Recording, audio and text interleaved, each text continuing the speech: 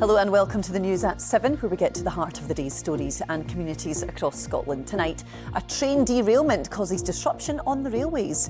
An early morning Glasgow to London service went off the tracks in Cumbria with 4 minor injuries and an investigation into the cause. We will hear from a railways expert also on the programme. The First Minister announces extra funding in a bid to cut NHS waiting times. We ask a leading doctor for his reaction. We will have all the sport with Lewis. What's coming up tonight, Lewis? Well, Amy, it's Scotland Squad announcement day, so always plenty to look into, isn't there? Tonight it's all about that position between the sticks, as Steve Clarke has a bit of a goalkeeping headache to contend with.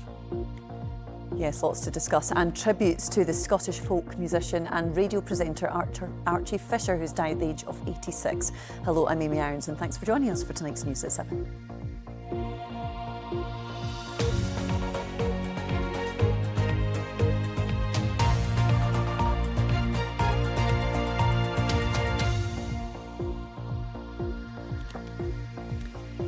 Well, passengers on an early train from Glasgow to London have been describing the moment they heard a loud bang and felt a train jolt when it derailed in Cumbria this morning. 4 people suffered minor injuries, and there's expected to be days of disruption after it's thought the train hit a landslip around 6:10 this morning. Cameron Buttle sent this report from Shap, where people who'd been on the train were taken. It was the 4:28 Advantage service from Glasgow to London that came off the tracks around 6:10 this morning. It was made up of 11 carriages. It was only the leading section that came off the tracks. Network Rail say the driver was able to bring the train to a stop very quickly and raise the alarm. We're told the emergency services faced a very challenging scene, very difficult terrain and very bad weather. They were able to get everyone off the train and taken to a reception centre set up here in this hotel. Thankfully, only 4 people had minor injuries. About 6:12 in the morning or something, I was just sleeping, there was a big screeching sound, and then it just came to a abrupt stop. And then the power went off, and the lights were off, so yeah. Was it pretty scary? How were you feeling? I was a bit shocked. I was thinking it was delays up ahead of us or something like that. Usually it is, but 20 minutes later they were saying that it was a crash and a landslide or something like that. So Very confused. A lot happened very quickly. But I'm just glad that everybody's okay. And, even the driver, I spoke to the driver when I was coming off the train. I said to him, "You did a really good job in stopping my train." There is significant disruption to the rail network, and that is expected to last for a few days. Passengers in Glasgow have already been affected. And I'm going down to babysit. And I'm supposed to be picking my granddaughter up at 3:30. So I was getting off that train at 2, straight to the school and getting her. So now I have to arrange another thing. We're off to see the recently reformed boy band 5. His biggest hits was... Yeah, Keep On Moving, and now we're hit with train rearrangements. We've got 3 days to get there, so as long as nobody's been injured, a little bit of travel inconvenience is not a problem. The investigation into the cause is underway, although Network Rail have already confirmed there was a landslide in the area, and that will clearly be the focus. It was also pointed out that the design of the train itself seemed to have worked well, as it remained upright after the derailment. It's not known yet how long it will take to get the train off the tracks, and obviously the line won't be operational for some time yet. Cameron Buttle there, and as Cameron says, understandably, there will now be a thorough investigation to work out exactly why the train came off the tracks and if anything could have prevented it. Phil Haig is a freelance writer specialising in railways and tells us what we know so far and what questions investigators will be trying to answer. Well, I think with Network Rail saying that there was a landslide just a little way behind where the train stopped, that seems to be the likely culprit for the derailment itself. And I suspect that's where the rail accident investigators will be concentrating as and when they arrive on site to discover just exactly what happened this morning. Yeah, what kind of questions will they be trying to answer? They'll be trying to find the precise point of derailment and investigate just how the train's wheels were lifted off the track. But they'll also be looking at why and how this landslide occurred. They'll be looking at what sort of notice Network Rail had of it, whether there were any sort of automatic alarms, because I understand that particular earthwork has got some sort of sensors. They'll be looking at the reaction of staff in the signal box, in the control centre, they'll be looking at what the driver did. So it really is a thorough investigation from top to bottom. I think the main relief for anybody that was waking up to the news this morning is just the fact that we've learned there were no serious injuries. So how important are other investigations from previous incidences that might have been the same? Well, certainly the worst accident in recent times up at Carmont, where a ScotRail high-speed train derailed and left several people sadly dead. There were a lot of lessons came out of that accident. A Network Rail, particularly in Scotland, keeps a very, very close eye on the weather, and it's been known to impose speed restrictions to slow trains down in bad weather. Whether speed restrictions were in place this morning, I just don't know. Disruption, Phil, it's expected to last a little while. How big a challenge is that for the network, just trying to get trains back up and running for people? The teams from Avanti West Coast and their train maintainer will be keen to get this train into a depot so that they can thoroughly examine it and repair any problems they find with it. And meanwhile, of course, Network Rail would like the line open as soon as possible because it has passenger trains to run, freight trains to run. And we shouldn't also forget the recent awful incident over on the East Coast main line, which is the other key route from Scotland down to London. That's been disrupted over the weekend. So to have both of those key routes closed or disrupted at the same time will really be something Network Rail will want to fix as soon as possible. Some other news now. Impossible remains have been found in a bag in a Western Bartonshire town. Police Scotland said the discovery was made in Alexandria. It comes weeks after body parts identified as Graham Wright were found about 15 miles away in Loch Lomond. But it's understood detectives are not currently treating the find as being linked to Mr Wright's disappearance. The Scottish Government has announced an extra £25 million of funding for the health service in a direct attempt to reduce waiting times for patients. The number of Scots on waiting lists has fallen for 4 months in a row now, standing at just over 559,000, while the number of year-long waits also dropped. The number of people waiting more than 3 years for outpatient treatment hit the highest on record, rising to 619. First Minister John Swinney met with health staff and patients in a visit to the Queen Elizabeth University Hospital in Glasgow earlier. Here's what he had to say about this new funding. We're seeing a sustained amount of progress on reducing the long waits so that people are being seen earlier.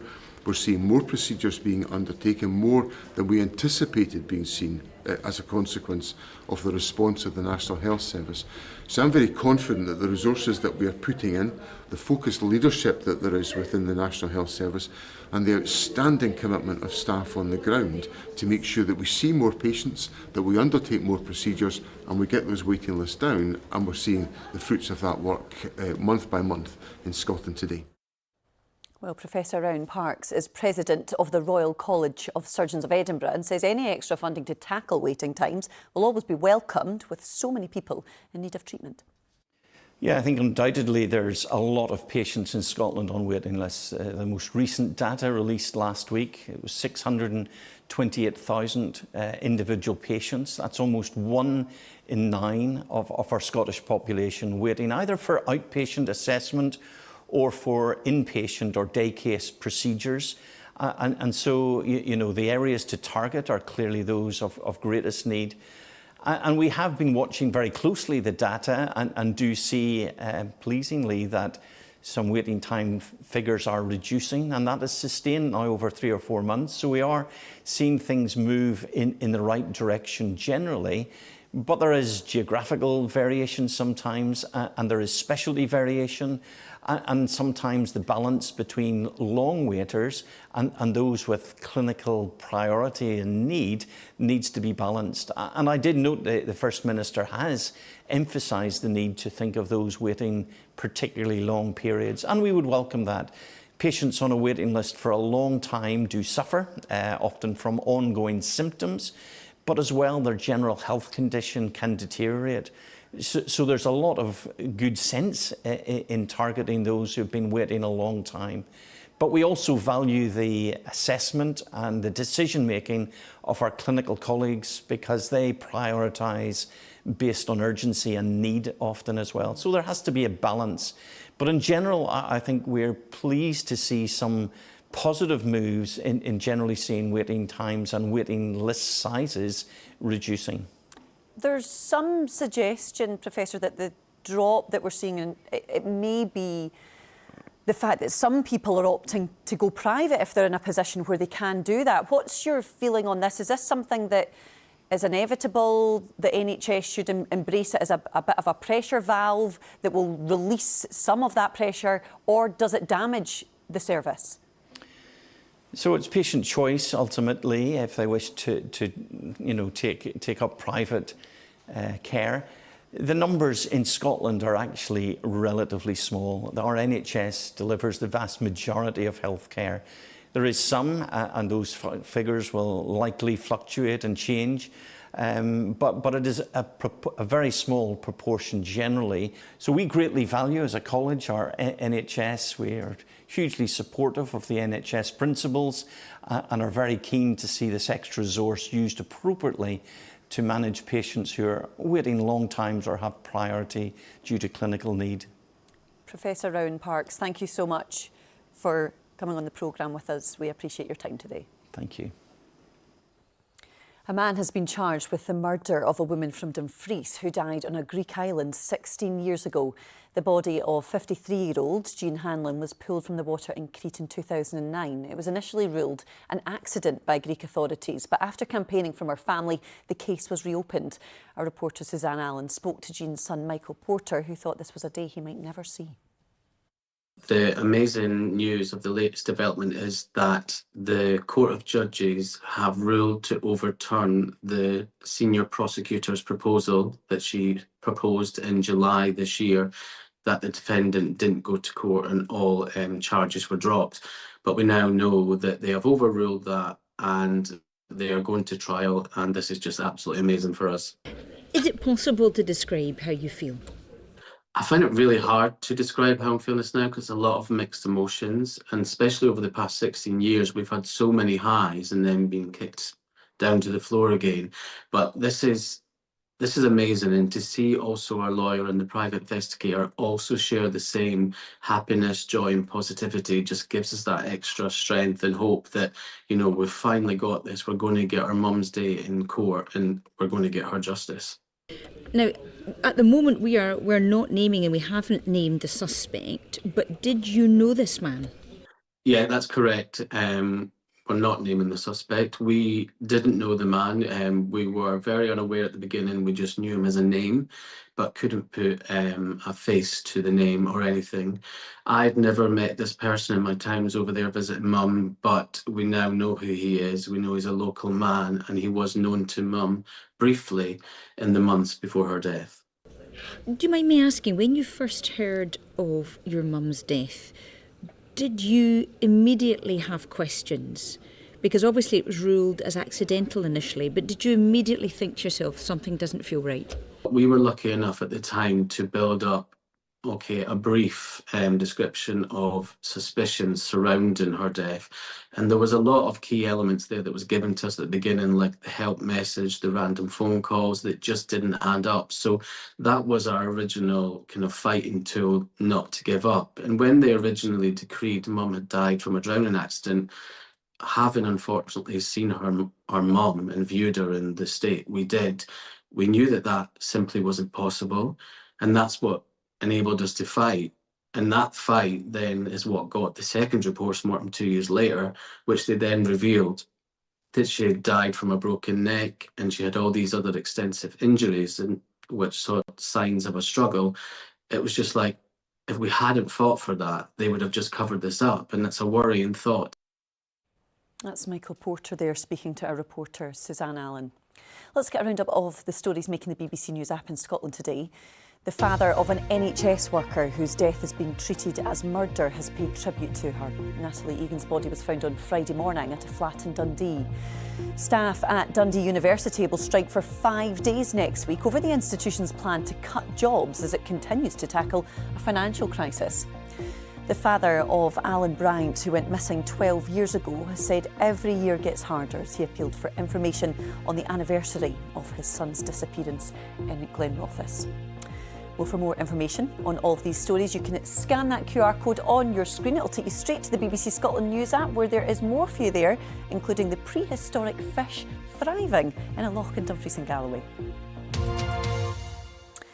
Now, the folk artist and broadcaster Archie Fischer has died at the age of 86, a legend of the Scottish folk scene. He was loved both for his music and his role here presenting BBC Radio Scotland's travelling folk programme for nearly 3 decades.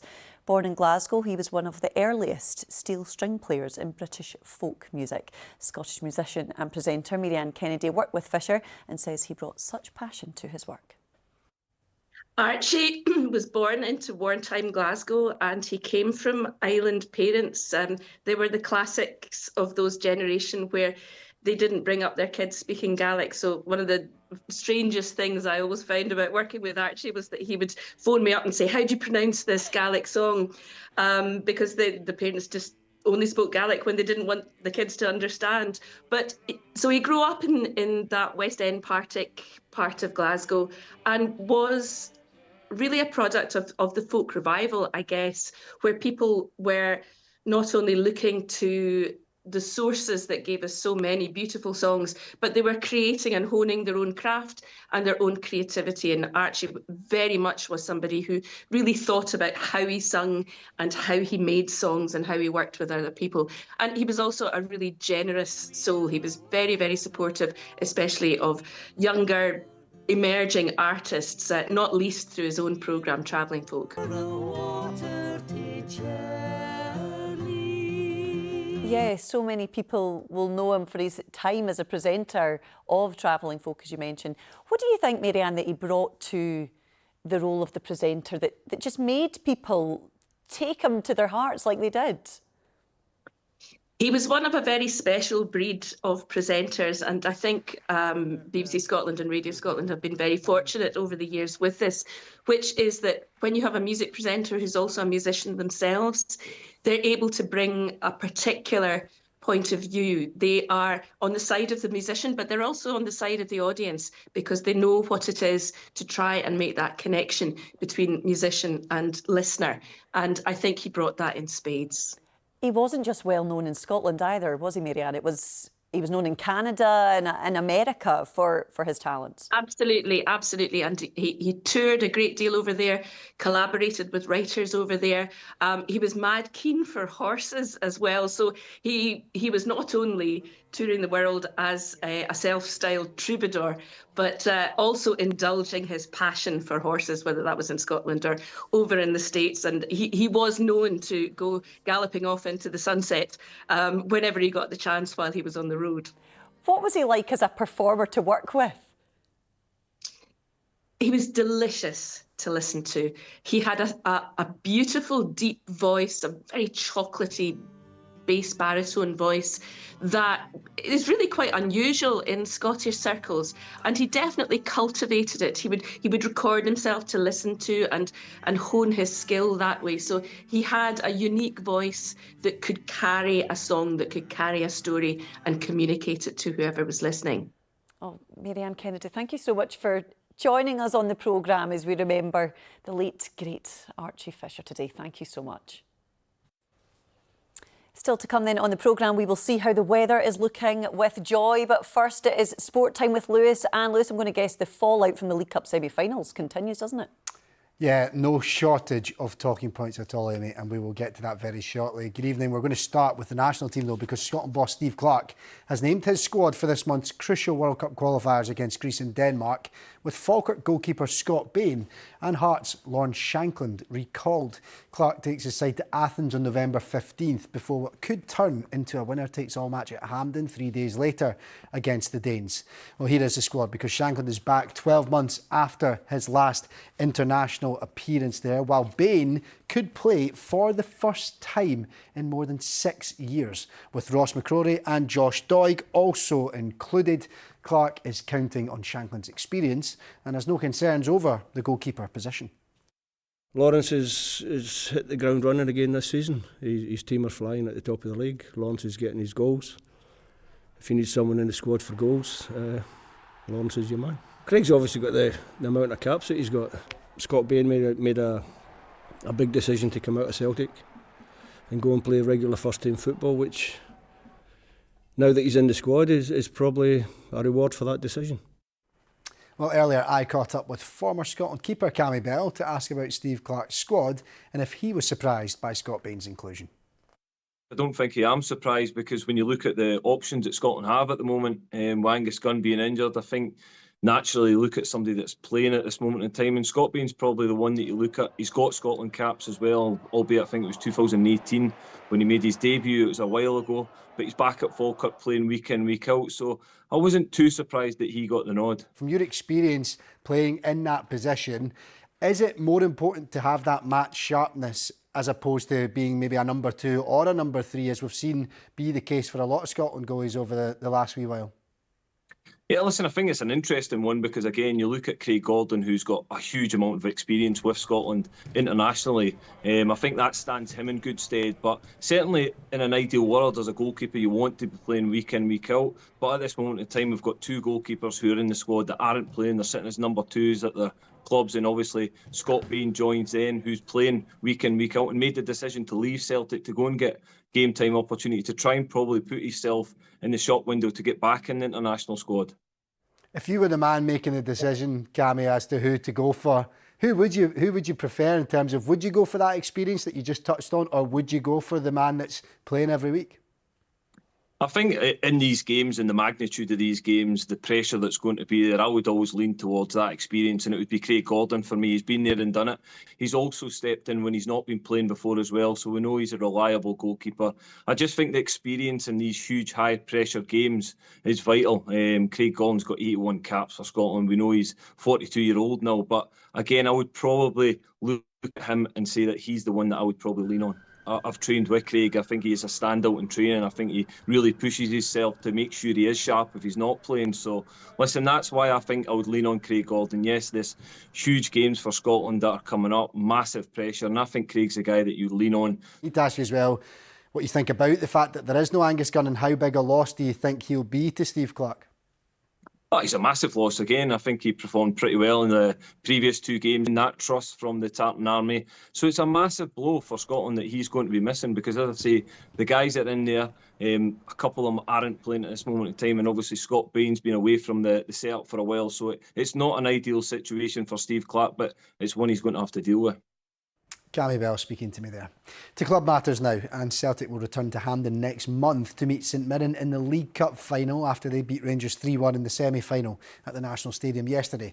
Johnny Kenny put Celtic in front before Tilo Asgard's red card saw Rangers go down to 10 men before half-time. James Tavernier's late penalty sent the game to extra time, where goals from Callum McGregor and Callum Osmond sealed Celtic's spot in the final. But does interim boss Martin O'Neill want to stay in post for the showpiece event? Secretly, you would love to, but if it had been, it's December time.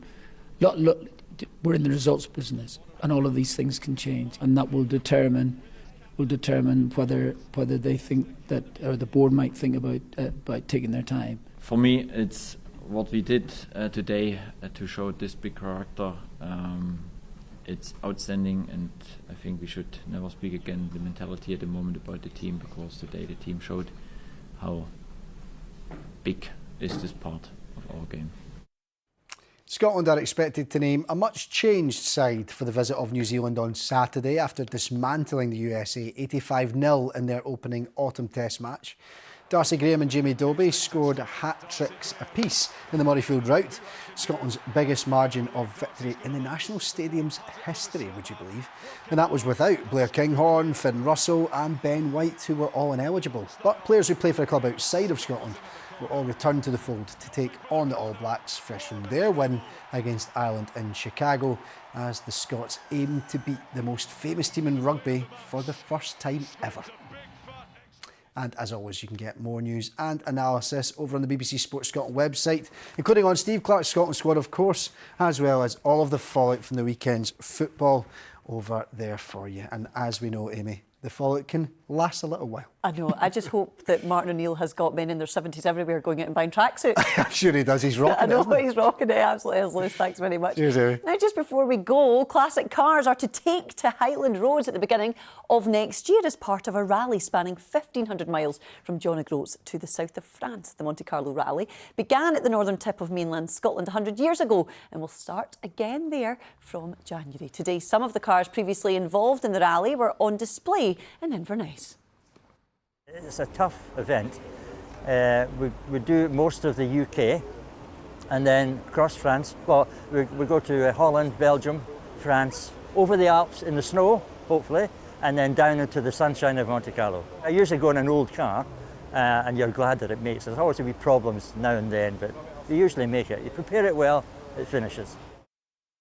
Well, let's see how the weather is looking with lovely Joy, and it's been a bit dreary when you look at it, hasn't it? Everything today, definitely. We have had some lovely sunshine. I'm just going to concentrate on this picture in the middle. We had blue skies and sunshine, but elsewhere it's been unsettled. Actually very mild, temperatures higher than average for this time of year, but plenty of rain on the way, unsettled conditions. And as we can see here, across much of the West Coast, that's where the worst of the rain and the heaviest bursts have continued. But a bit of a mixed bag as we've moved through today, and indeed as the week progresses, we bit of everything on its way. So let's have a look at the pressure charts for this upcoming week. This milder airflow that's been with us is going to continue throughout this week. That is going to continue to keep milder conditions, but unfortunately with low pressure in charge, it is going to be unsettled. Further rain on the way, and tonight, especially at the beginning of the night, heavier bursts moving away across the central and southern spots. Also quite heavy showers pushing in from the north. By morning though, we will see an improving picture, and indeed it is going to be a mild night despite the clearer skies. Still a blustery one too, especially for the Western Isles and also the Northwest Highlands. First thing tomorrow morning also we'll see this heavier rain pushing in from Dumfries and Galloway, the borders. That is going to linger there for much of the day, but elsewhere, dry start, a fine start, and feeling pleasant in that early morning sunshine. Temperatures already at 10 to 12 Celsius. Staying rather cloudy, and also we're seeing a good few showers across the Northwest Highlands. And that is a band of showery rain that is going to continue for much of the day, slowly moving its way northwards and eastwards. That heavier rain too lingering in more southeastern spots, and we will see once more is the northeast and perhaps the central belt that will see the best of the sunshine, although with winds beginning to ease, it might not feel quite as cool. Moving into Wednesday, further weather fronts moving in, but actually to begin the day, it is going to be dry. Plenty of brightness across the north, and any early mist and fog lifts, but cloud is going to work its way northwards, and then this heavier rain will push in from the south. And again, heavy bursts, so not everyone will see that. Winds, a bit more variable, lighter, and it will feel slightly cooler, highs of 13 or 14 Celsius. But moving towards the end of the week, that low pressure is in charge, flinging in from the west further weather systems. So quite heavy rain on the way, especially as we can see here to begin the day on Thursday. That will move away though, and behind it, drier conditions, a mixture of clouds, some light rain and drizzle, but also some brighter spells, especially in the east. And we will see that unsettled feel continuing throughout the weekend, although it will turn that wee bit cooler. There's forecast. There's quite a lot of blue on that map there, Joy, isn't there? You're giving us a bit of everything this week. But it's not going to be too cold. That's a bonus. Yeah, we will take cling to that. Thank you very much. Thanks, Joy. And thanks to you for joining us. That is all from the news at 17. We will be back tomorrow. Bye-bye.